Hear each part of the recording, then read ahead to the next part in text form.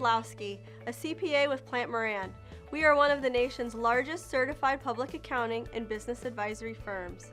I'm here today with Cam McCausland of our affiliated firm, Plante Moran Real Estate Investment Advisors, to discuss 1031 exchanges, commonly known as like-kind exchanges, and how they can be a smart tax strategy for business owners who also own and invest in real estate. While it's essential to have a professional advisor assist you throughout the process, understanding just 7 basic fundamentals of 1031 exchanges will make you more informed to know if a 1031 strategy will fit into your overall tax and real estate plans. In today's market, if your business has held real estate for some time, chances are you will most likely have a capital gain in addition to depreciation and recapture, which is subject to a 25% tax rate upon sale.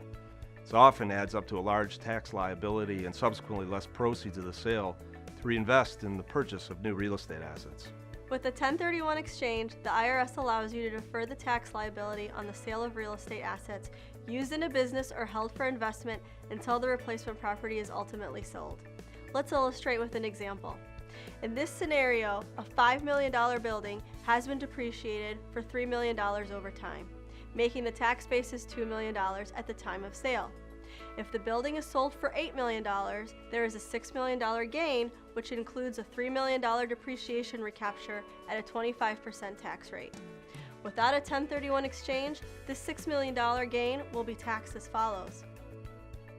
First, the $3 million gain is taxed at unrecaptured 1250 rates of 25%, which equals $750,000. The remaining $3 million of gain is taxed at capital gains rates of 20%, $600,000. For federal purposes, if you're a passive investor, net investment income tax of 3.8% is also included, which is $228,000.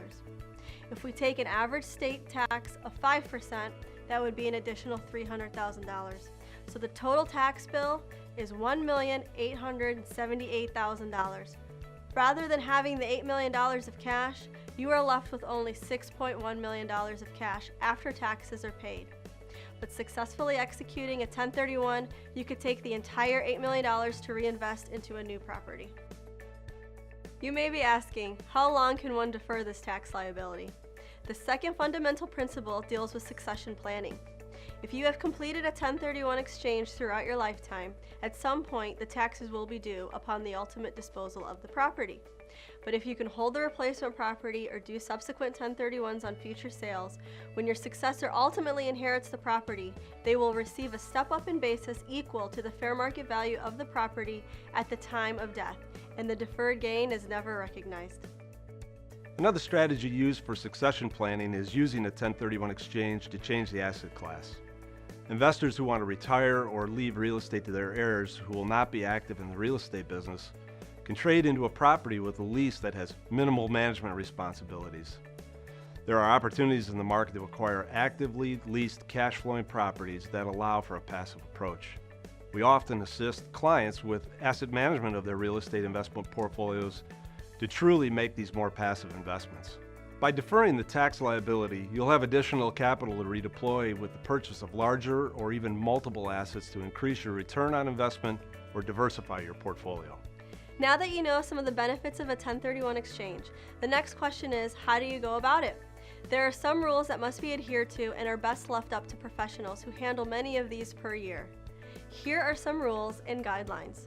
Both the property that is sold and the replacement property have to be held for productive use in a trade or business or for investment.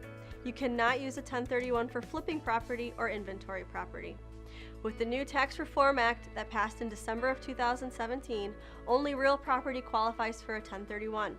This means that personal property, intangibles, art and collectibles, equipment, and airplanes no longer qualify for 1031 exchanges. You will want to check with state law on what qualifies as real property. Another rule is that the property holder who sold property has to be the same property holder who purchases the replacement property.